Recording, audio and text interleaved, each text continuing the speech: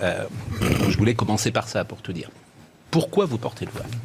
Alors, le voile que je porte, c'est le fruit d'un cheminement spirituel, c'est une démarche religieuse, c'est un respect pour Dieu. Donc j'en profite pour dire que ce n'est pas un signe de soumission. Vous savez, moi, je suis issue d'une fratrie de 4 sœurs, donc j'ai pas de frères. J'ai jamais eu de discussion avec mon père concernant le voile. Il n'est pas intervenu dans ce choix qui était le mien. Donc vous considérez que... Je peux terminer. Alors, on est quand même les principales concernées par le débat. On a été absents pendant plus de 80 débats. Donc je trouve que c'est important quand même que vous ayez la décence de m'écouter et que je puisse terminer mon propos. Donc, je reprends. Donc, je disais que je ne suis pas mariée à l'heure actuelle.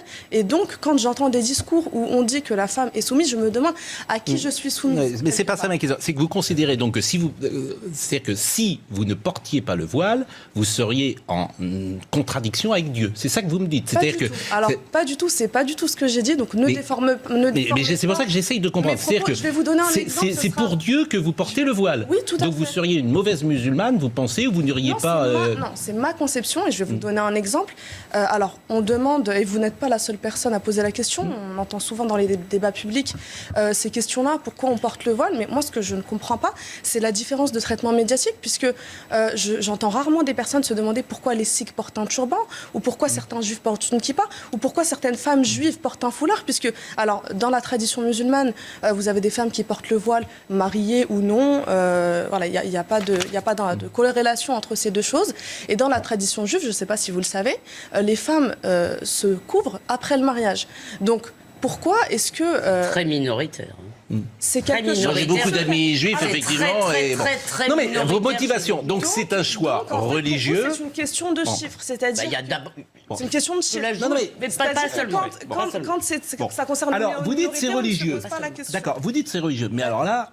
Je vais citer Naëm Bestanji, que je cite régulièrement désormais dans cette émission. Oui, le voile n'est pas une prescription coranique, c'est l'innovation islamiste pour apaiser la libido des loups, l'instrumentalisation sexiste, identitaire, politique de l'islam. L'obligation religieuse du voile a été créée par les intégristes. Il s'agit d'une hérésie sexiste combattue par les musulmans rationalistes Coran à la pluie. Le Coran n'a jamais employé le mot voile. Ce terme ne figure dans aucun des 3234 versets qu'il compose. C'est une création postérieure faite par la charia et soutenue par certaines traductions françaises. Les islamistes fondent pourtant leur légitimité sur leur soi-disant fidélité au texte qui permettrait d'être au plus près du désir de Dieu. Or, en utilisant voile dans des versets arabes qui n'en parlent pas, cette première contradiction n'est pas la dernière. Donc, je veux dire, j'ai envie de vous dire... ça n'existe pas. Est-ce que je peux répondre évidemment, vous êtes là pour ça. D'accord. Alors, ça me fait doucement sourire parce qu'aujourd'hui, on a la chance que 98% de la connaissance soit accessible sur Internet.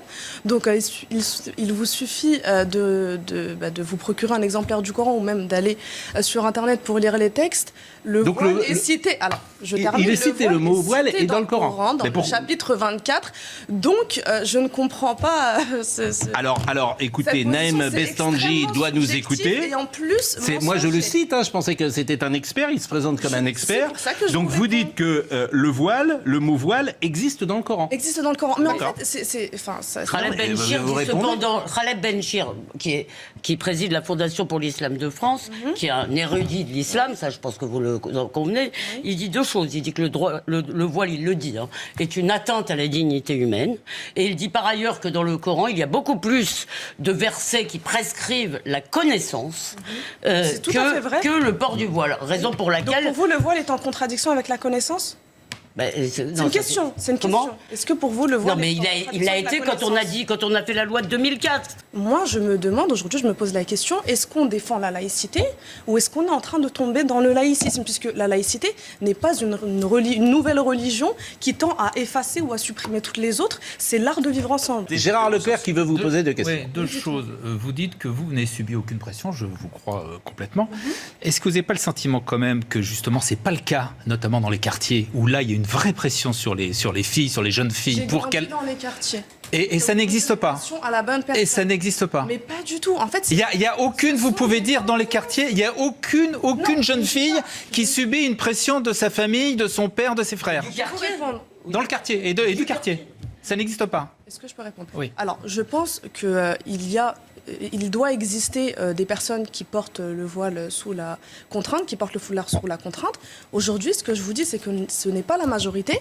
Et on est nombreux à avoir l'impression que vous voulez généraliser en fait ce phénomène isolé et nous coller cette étiquette. Moi, Et la deuxième question. Et la deuxième... Alors, je peux terminer. Oui, excusez-moi, on a compris. J'aimerais, ce serait agréable Votre de pouvoir réponse est terminer claire. mon propos. Non, mais votre réponse est claire. Non, elle est claire, mais elle n'est pas complète. Donc, moi, je tiens à rajouter que quand on associe le port du foulard à l'inégalité homme-femme, moi, je me sens oppressée par la vision de certaines personnes misogynes et machistes qui veulent définir à ma place la notion de liberté. Pour moi, ça, c'est une vision liberticide. Moi, je défends un féminisme pro-choix, c'est-à-dire que la femme doit être libre de se vêtir comme elle veut, de porter une mini-jupe, un couvre-chef, un chapeau, un voile, ou ce qui lui chante, sans que qui que ce soit, puisse lui imposer de faire autrement. Alors, la deuxième question... Alors, la deuxième question... Pardon, Vas-y. Est-ce que je peux vous objecter quelque chose à ça? Parce que, effectivement, vous avez raison. Moi, je suis assez d'accord avec l'idée qu'on ne peut pas dire à la place de quelqu'un qu'il est aliéné. Tout à fait. Simplement, dans l'espace public, et c'est peut-être plus vrai en France, où, comme vous le savez, nous n'avons pas adopté le modèle multiculturel, mais un modèle républicain qui est un peu plus dur, il est vrai. Simplement, en France, si vous voulez, le voile heurte en quelque sorte, la culture... Et le voile vous heurte personnellement. Laissez-moi finir, vous demandez sans cesse qu'on vous laisse finir. Oui.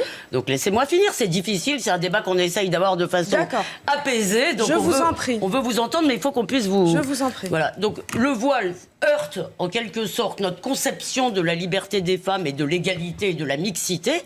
Et je voulais vous dire que la laïcité, ça n'est pas seulement une loi, c'est une façon de vivre ensemble dans laquelle, comme moi, je dois accepter d'être heurté par un certain nombre de choses, je suis heurté par les convictions des autres, je suis heurté par les comportements des autres, vous devez accepter aussi la critique de ces comportements, vous devez comprendre qu'en quelque sorte, ça heurte, si vous voulez, une certaine façon de vivre en France. Ça ne veut pas dire qu'on doit l'interdire, d'accord? Mais peut-être que vous pouvez aussi comprendre, si vous voulez, Et vous répondrez après la pause. Mais c'est vrai que la question de Elisabeth, les mœurs françaises, forcément, ça peut heurter ceux qui, effectivement, ne partagent pas la culture musulmane ou la religion musulmane et qui voient arriver dans des proportions importantes sur le sol français des rites, des nouvelles traditions, des manières de fonctionner qui ne reprennent pas la tradition classique française.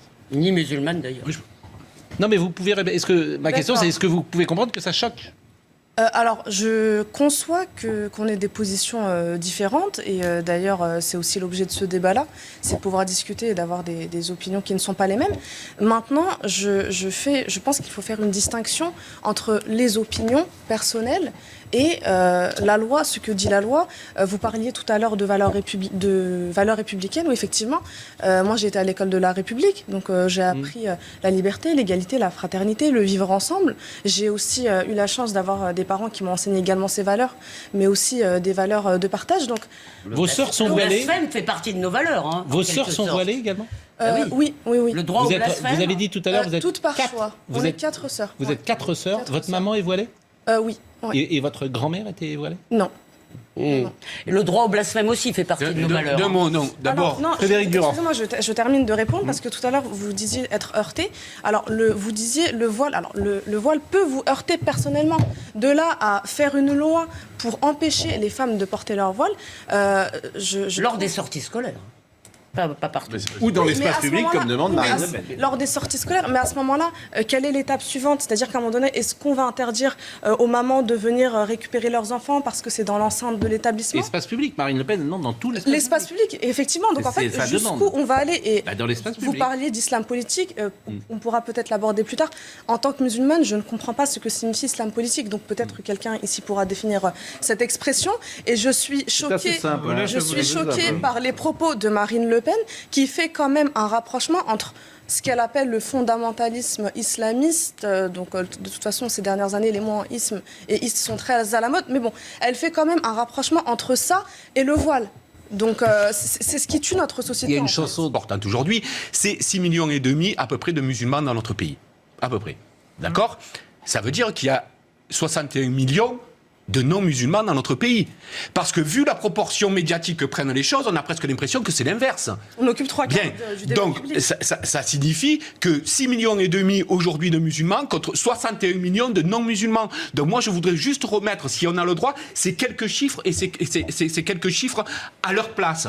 Mais à un moment donné, il va falloir se poser la question à qui profite le crime. Ah mais c'est dingue. À qui non, je donne des chiffres là. On en est là. Ce sont Qui des profite réalités. du crime Ah, C'est-à-dire oui, qu'on oui. demande C'est quoi le le voile, crime C'est le de crime, débattre, c'est de oui, débattre magnifique. Non, c'est pas de. Le crime, quel crime Non, non pas. Ah, c'est une forme. Non. Quel Ce qui est crime blâmable, Non, c'est l'acharnement. non. Laissez-moi médiatique. juste. Mais quel acharnement, Je souhaite quel finir. acharnement Je Il y a dis aucun qu'à un acharnement. moment donné, J'y reviendrai. on est passé. Alors, si vous me demandez, moi je pense, je l'ai toujours dit ici, que la foi n'est pas au-dessus de la loi. La loi, République, c'est la loi. La foi est ailleurs.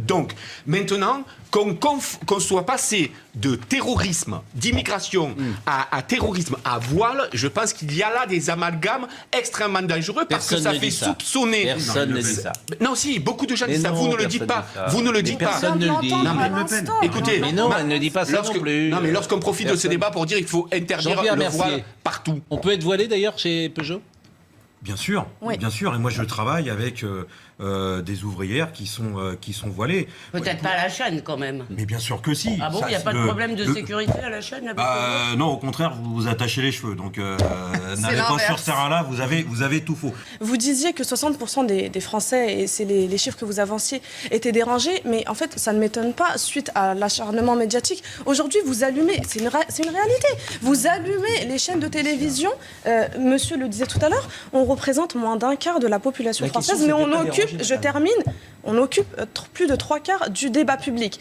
Donc la question que je me pose, c'est... comment est-ce que vous expliquez cette disproportion? En Cette tout cas, discussion, je cher remercie Sarah Et- Elatar, qui est manifestement brillante, très intelligente, très argumentée et très solide sur ses convictions. Et je porte un foulard. Oui. Non mais c'est important. Ça c'est difficile, c'est difficile. Parce que Mais